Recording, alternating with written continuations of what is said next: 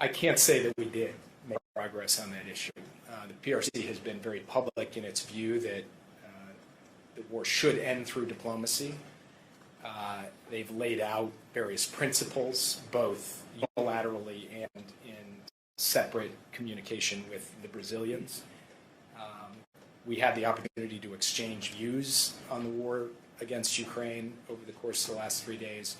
We didn't reach any particular plan with respect to diplomacy, in large part because the United States very rigorously adheres to the simple maxim of nothing about Ukraine without Ukraine. So ultimately, it will be up to Ukraine to decide how it wants to proceed with diplomacy and negotiations. Yeah. This is my video update on this Thursday morning, August the 29th. Let's talk about some news. And let's start things off today with this Binance story. Binance, the crypto Bitcoin exchange, one of the largest, if not the largest, exchange for Bitcoin and crypto. The reports are that Binance is freezing Bitcoin and crypto of Palestinians on the orders of the IDF. And Binance, they are saying that this is not true. Binance is saying that they are not freezing the crypto accounts of Palestinians, but they are only freezing the accounts of a selected few Palestinians. So let me read you what is going on here. By the way, there has been a huge outflow of Bitcoin from Binance in the past 24 hours. 44,808 Bitcoin worth over 2.6 billion has been withdrawn from Binance in the past 24 hours. So what is going on here? Let me read you what is happening with Binance. Leading cryptocurrency exchange, Binance has been accused of seizing all funds from all Palestinians on a request from the Israeli Defense Forces, the IDF. The exchange has denied the allegation, insisting it targeted only a limited number of accounts over illicit funds. The accusation was first raised by Ray Youssef, the CEO of peer-to-peer crypto marketplace No Ones and co-founder of crypto platform Paxful. On Monday, the crypto entrepreneur took to X to directly accuse Binance of seizing the funds of all Palestinians. Binance has seized all funds from all Palestinians as per the request of the IDF. They refuse to return the funds. All Palestinians are affected, and judging by the way things are going, all Lebanese and Syrians will get the same treatment. Not your keys, not your coins, Youssef claimed.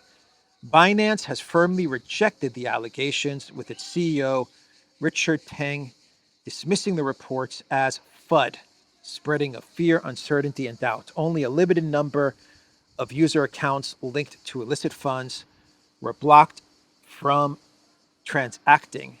There have been some incorrect statements about this, Teng wrote on X on Wednesday, reiterating the platform's compliance with internationally accepted anti-money laundering legislation. A bit long there, as I was reading to you what is going on with Binance, but that's the context. That is what is going on with Binance and the alleged seizing of crypto and Bitcoin from Palestinians, which Binance is saying this is FUD. It is not true. So the moral of the story, whatever the truth is in all of this, not your keys, not your coins. That is the moral of this story.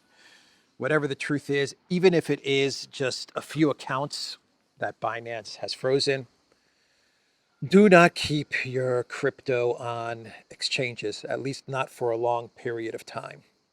Always take your crypto and move it to a place where you control the keys. That's the moral of this story. So from Binance, we can now go to, let's stay in the tech sector and give an update on what is going on with Telegram. And we have a whole lot of news. With Telegram, Durov appeared in court. Pavel Durov appeared in a French court. He was officially charged. A French court has formally indicted Telegram founder Pavel Durov, accusing him of complicity in a litany of offenses and barring him from leaving France until the case against him concludes. Durov appeared in court on Wednesday. And in a statement released on Wednesday night, the court said that Durov had been formally charged with a dozen offenses, including complicity in administering an online platform using a criminal gang to conduct an illicit transaction, a charge that the court noted carries a maximum penalty of 10 years in prison. The rest of the charges, which were announced by prosecutors on Monday, include facilitating fraud, money laundering, and the distribution of narcotics, and child you-know-what, as well as refusal to turn over user data to law enforcement investigations. The Russian entrepreneur, who also holds the citizenship of France, the UAE, and St. Kitts and Nevis, was released on a $5 million bond. He was ordered to remain in France until the investigation against him concludes and to report to a police station twice a week. Am I reading this right? He was charged with a dozen offenses, including complicity in administering an online platform used by a criminal gang to conduct an illicit transaction. Used by a criminal gang, one criminal gang, to conduct one illicit transaction? Is that how I'm reading? Is that how I'm reading this? Anyway, that's those are the charges against Durov. Paid $5 million, which is a cup of coffee for Durov because he's worth something like $12 billion. But he paid $5 million. He has to remain in France and he has to report to the police twice a week. There's one country that can protect Durov. One country, and that is Russia. I'm not saying he should do this. But if he managed to Audi 5000 out of France, there's one destination where he can go where his freedom will be guaranteed. And that is the country that he swore he would never return to. Even though there are reports saying that Durov has returned to this country dozens of times since he swore that he would never return to this country. I'm not saying he should do this, but just saying. Anyway, that is what is going on with Durov. We are getting reports that, I mentioned this yesterday, that France also issued warrants for his brother Nikolai. I have seen reports claiming that Switzerland issued arrest warrants for his brother Nikolai. And we are also getting reports from Politico that the arrest warrant for Durov and for Nikolai was issued by French authorities in March, not 5 minutes before the plane landed. This is according to Politico. If this is true, if Politico's reporting is true, and these warrants were issued in March for Pavel and his brother, wouldn't Pavel have known about these arrest warrants as he was landing in France to either refuel or to to have dinner with Macron? Don't know. Don't know. Those are the reports that we are getting. We are also getting reports from the AFP that the French authorities are now investigating Durov for serious acts of violence against his 6-year-old son. Citing a source close to the case, the AFP claimed that the probe was recently opened by France's Child Welfare Office. And we are also getting reports from the Financial Times that the European Union is investigating Telegram. The European Commission is investigating whether Telegram breached EU digital rules by failing to provide accurate user numbers, the Financial Times reported on Wednesday, citing sources. According to the Financial Times, Telegram was fudging its user numbers, its EU citizen user numbers, in order to be classified a very large platform. Under the EU's Digital Services Act, you need 45 million monthly users. And if you are classified as a very large social platform, then you come under a different set of rules and reporting to the European Commission under the DSA. Different censorship rules, basically, is what happens when you're classified as a very large social platform. And Telegram told the EU, according to the Financial Times, that they have 41 million monthly users, and you need 45 million monthly users to be classified a very large online platform. Not a large online platform, a very large online platform. And Telegram said 41 million, and now the EU is saying that those numbers are wrong. They're lies. And so they are now investigating Telegram as well. If they cannot control Telegram, this is how I'm looking at this. If the collective West cannot control Telegram and take Telegram and make it their own, and have Telegram come under their censorship rules, then they're just going to destroy Telegram, like they did to Parler, for example. Something like that. That's what I see happening here. Either they're going to take Telegram from Durov, or they're going to destroy Telegram. So there was a conference from the Atlantic Council, which took place. When did this event take place here? Let me see. June 21st. And the title of this event from the Atlantic Council was Another Battlefield, Telegram as a Digital Front in Russia's War Against Ukraine. The Atlantic Council, the collective West, very worried and very concerned about Telegram and Project Ukraine and the conflict in Ukraine as it was being reported by various Telegram channels. In other words, people could get the truth about Project Ukraine from Telegram, and this worried the collective West, it worried NATO, and it worried the Atlantic Council. From S.L. Canthon, wow, 2 months ago, NATO's think tank propaganda arm, Atlantic Council, had a YouTube video whining about Telegram. Apparently, Telegram has become the go-to source for news about the Russia-Ukraine war, and Telegram influencers are making Russia look good. So this is a video as well. It looks like it was an event as well as a video whining about how people are getting the truth about the conflict in Ukraine. In other words, people are seeing that Ukraine is losing and that Russia is winning. And NATO and the Atlantic Council, they did not like this. So they put out this video. I believe this was an event.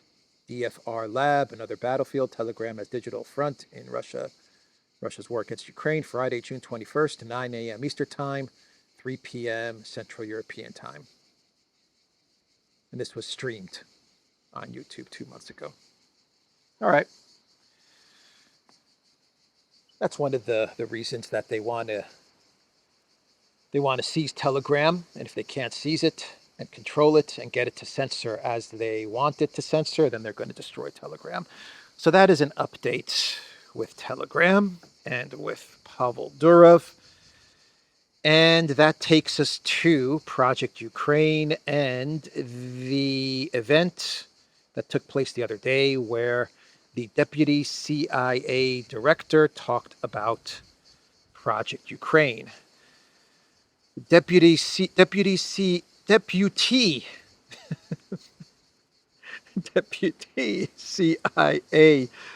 Director Cohen.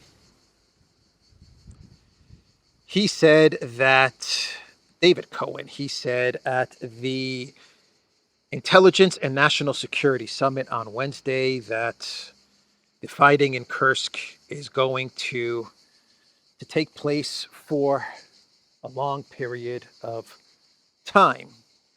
A direct quote is "for some period of time." That is what Cohen said. Speaking on Wednesday, Cohen declined to answer a direct question about whether he and his colleagues at Langley were just as surprised by Ukraine's incursion, noting that the significance and implications of the attack remain to be seen.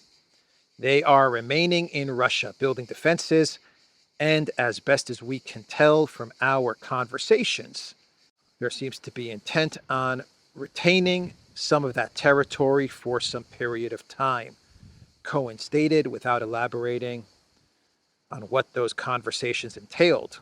Cohen went on to assert that Ukraine's attack has the potential to change the dynamic of the conflict going forward, but he admitted there is no doubt that Russia will mount a counteroffensive to try to reclaim that territory. I think our expectation is that this will be a difficult fight for the Russians, he added. It's still early days in this, so we'll have to see how it all plays out. The Kiev Independent, they are running with an article, Russia faces difficult fight to retake territory in Kursk Oblast. Deputy CIA Director says, I think our expectation is that will be a difficult fight for the Russians, Cohen said. The CIA Deputy Director also added that Putin is not only going to have to face the fact that there is a front line now within Russian territory that he's going to have to deal with, he has to deal with reverberations back in his own society that they have lost a piece of Russian territory. He is hoping, the CIA director is betting on the fact that if Ukraine can hold on to Kursk long enough, then discontent with Putin and Putin's administration will grow inside of Russia, and eventually he will be regime changed. That is what the deputy CIA director is saying. It all comes back to regime change of Putin. Stay in Kursk, Ukraine. Stay in Kursk. Try to hold on to Russian territory in Kursk for as long as you can. Take whatever losses you take. Absorb whatever losses you can absorb. Hold on to this territory long enough, and maybe, just maybe, we will get regime change in Russia. That's it. So in Europe, we have, in Brussels, we have an EU foreign ministers meeting, a 2-day meeting, which is taking place. And Borrell, he said ahead of this meeting that the EU member states should absolutely allow Ukraine to use long-range weapons to attack deep inside of Russian territory. Head of European diplomacy, Borrell called for allowing the Ukrainian armed forces to strike Russia with Western weapons. Quote, I am also confident that Ukraine will explain why we need to lift all restrictions on the use of weapons against Russian military targets. In the summer, I constantly spoke out in support of this decision. The weapons that we give to Ukraine must be used to the fullest. The restrictions must be lifted so that Ukrainians can target the same places where Russia is causing them chaos. That is what Borrell said with Ukraine Foreign Minister Kuleba standing by his side. This is the top diplomat of the European Union calling for escalation and calling for the EU and the collective West to cross the Russian red line. This is indeed a Russian red line. Putin has said it. Lavrov has said it. The Russian government has said that using collective West weapons, long-range missiles, to hit pre-2014 Russian territory is a red line. I know there is a lot of debate and a lot of discussion about Russian red lines. What is a Russian red line? What is not a Russian red line? What has been crossed? What has not been crossed? Hitting Russian territory with long-range missiles pre-2014 Russian territory with long-range missiles is a red line. There's no doubt about that. And that is what Borrell is telling EU member states to do. So, this foreign ministers meeting, actually, this is taking place in Brussels. Now that I think about it, this is the foreign ministers meeting that was supposed to take place in Budapest. And because they're upset with Orban and they're upset with Hungary, because Orban dared to try to find a ceasefire in the conflict in Ukraine and actually traveled to meet with Putin. He then traveled to meet with the Biden White House, then with Trump. He also met with Zelensky, but they were very unhappy with Orban's diplomacy efforts, something that you would think Borrell would be doing, but as the chief diplomat of the EU. But they took the meeting that was scheduled to take place in Budapest and they moved it to Brussels in order to punish Orban and to punish Hungary. So that is what Borrell said. When is Borrell leaving? When is Borrell leaving, and when are we going to get Kaja Kallas as the EU top diplomat? Borrell is still in the job, and he is still pushing for all-out war. Poland, the deputy prime minister of Poland, has said that they are tapped out. No more weapons to Ukraine. Deputy prime minister and also the minister of national defense said that the Polish government, they have no more weapons to give to Ukraine. Whatever weapons they do have, they need to keep them in Poland with the Polish military in order to defend Poland. Poland is out. Poland is tapping out of Ukraine. Germany tapped out of Project Ukraine a week ago as well. And Stammer is actually in Berlin, isn't he? Stammer's in Berlin, and he is meeting with Olaf Scholz.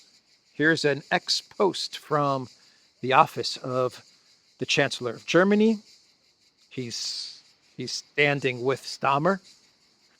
And this post says, "We cherish the friendship between our countries for the benefit of our peoples, for Europe, and for the transatlantic security. Together, we strengthen the European pillar of NATO and support Ukraine.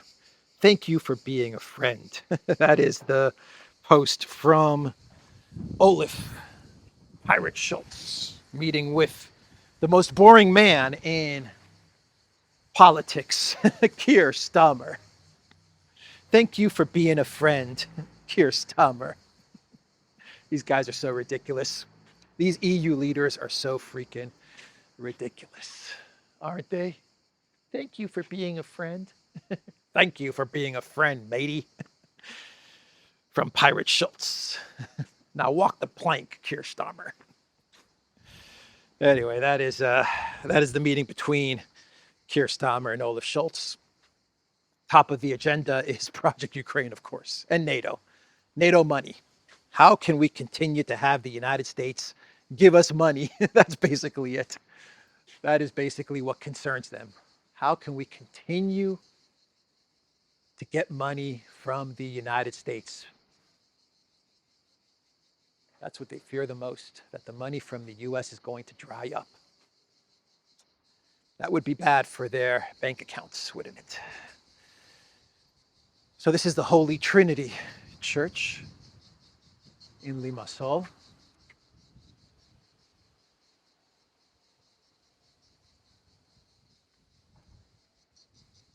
It's big church. Let me move back here so you can see how big this church is.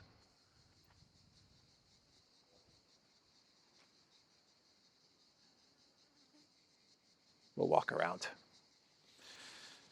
So what else is going on? The Russian military continues to advance in the Donbass, Kupiansk direction,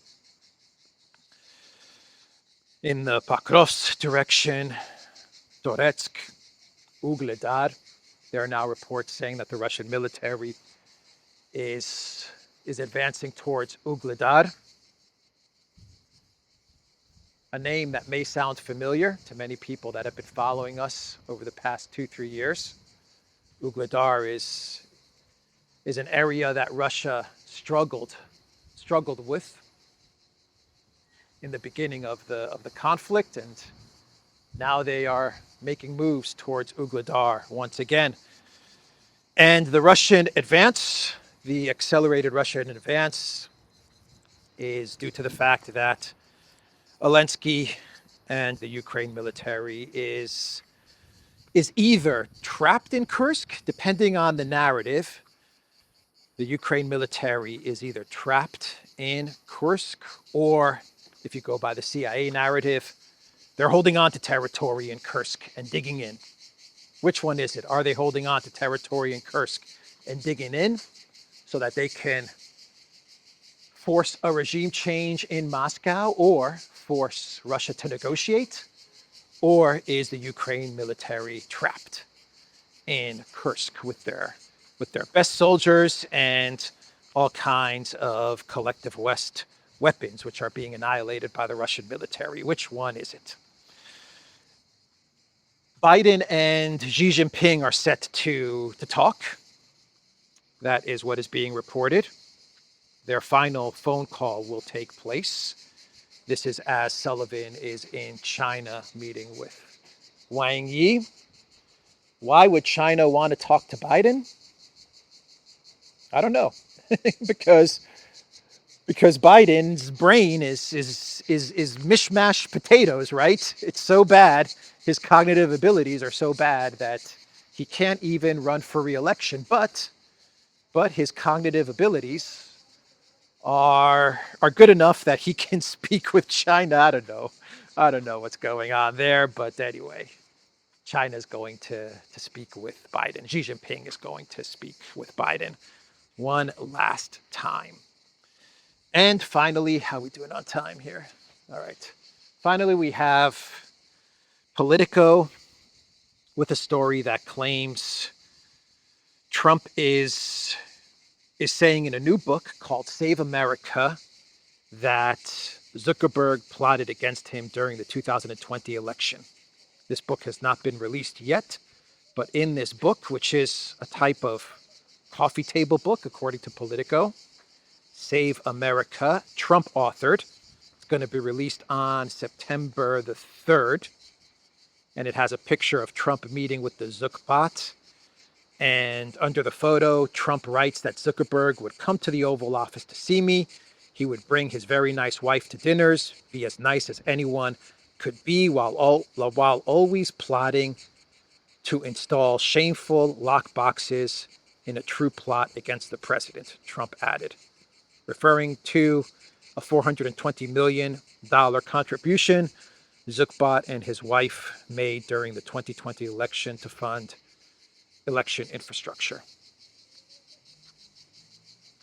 Now we know why the Zuckbot sent that letter where he says he regrets working with the Biden White House to censor content. He is very afraid, the Zuckbot is very afraid of Trump winning. Very afraid.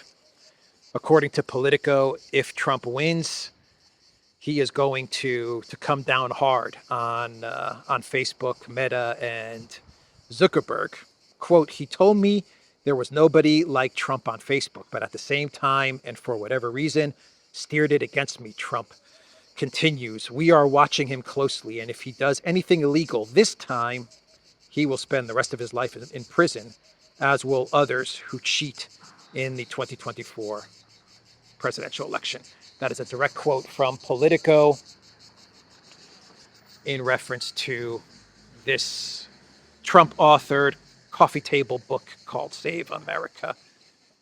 And we have one more story before we get into our clown world. Quick story. According to the Lebanese TV channel MTV, Pentagon officials have warned several Arab countries, including Lebanon, that Iran will strike Tel Aviv within 2 to 3 days. That is what Lebanese TV is reporting. We are also getting reports from Israeli channels, TV channels, that Iran is preparing a strike for September 1st.